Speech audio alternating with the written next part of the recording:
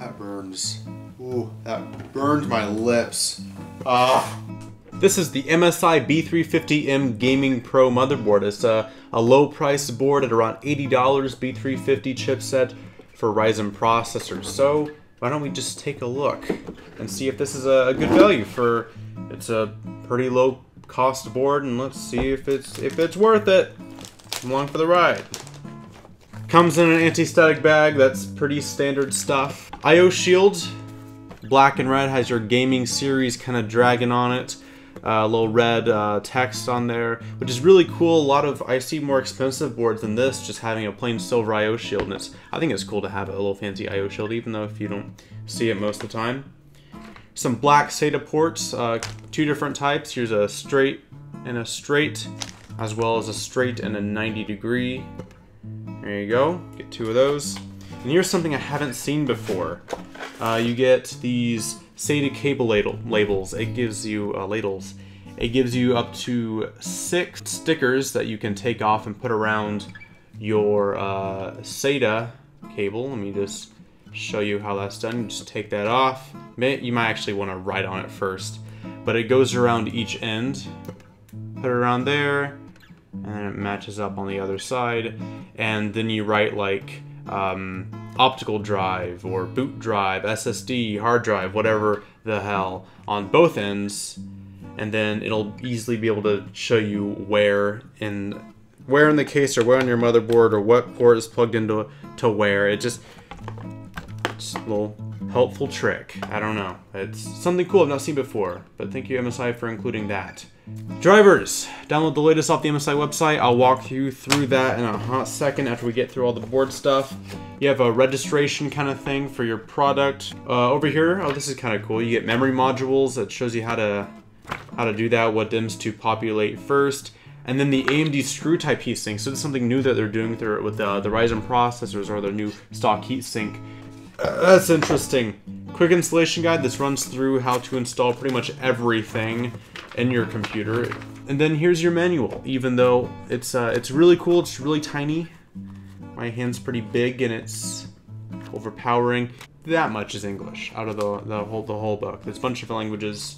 If you speak immigrant, it's got you covered.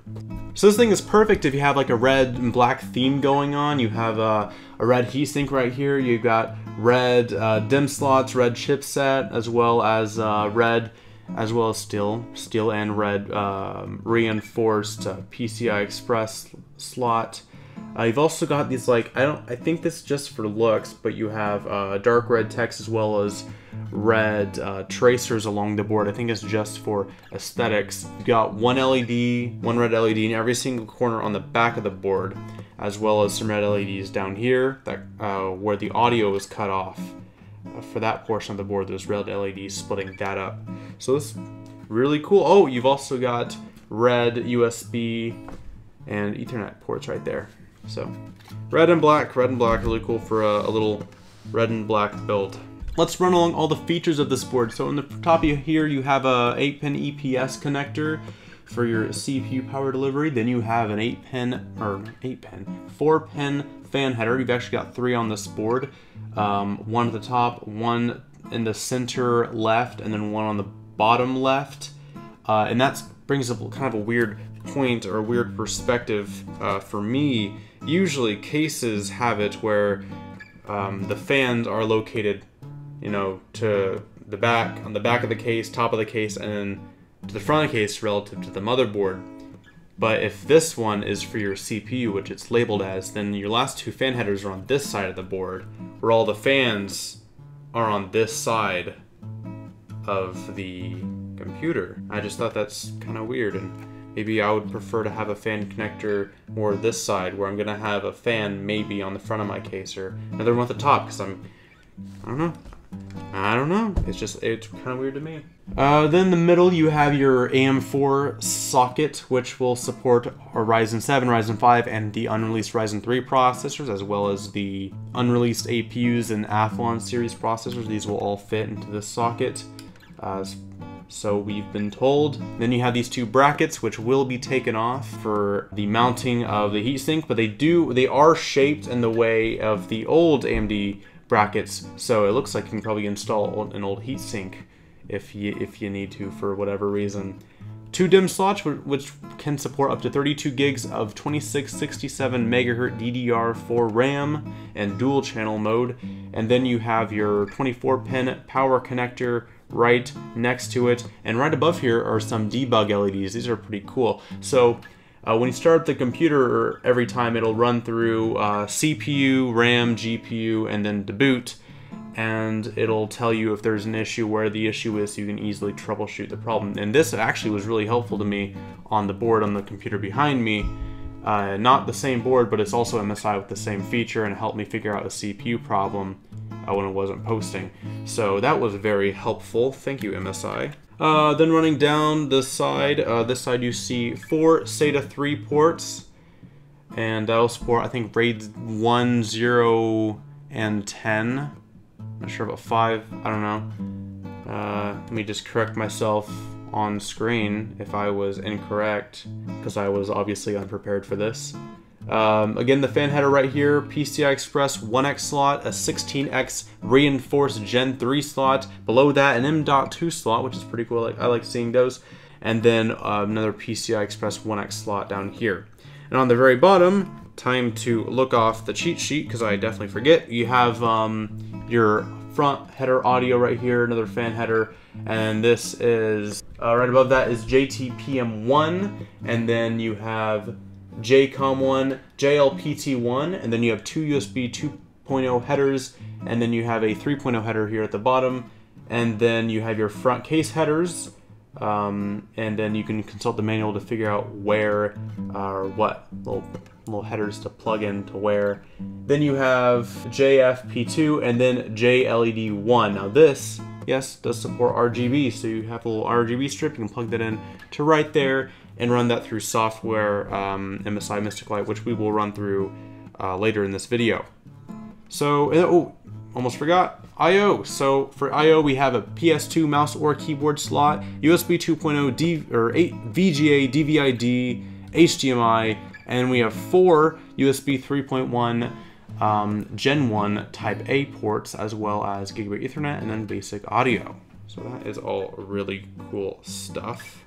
This is the B350 chipset, a lot cheaper than the X370 chipset, while still retaining a lot of the better features, like overclocking support, RAID support without the need for RAID keys.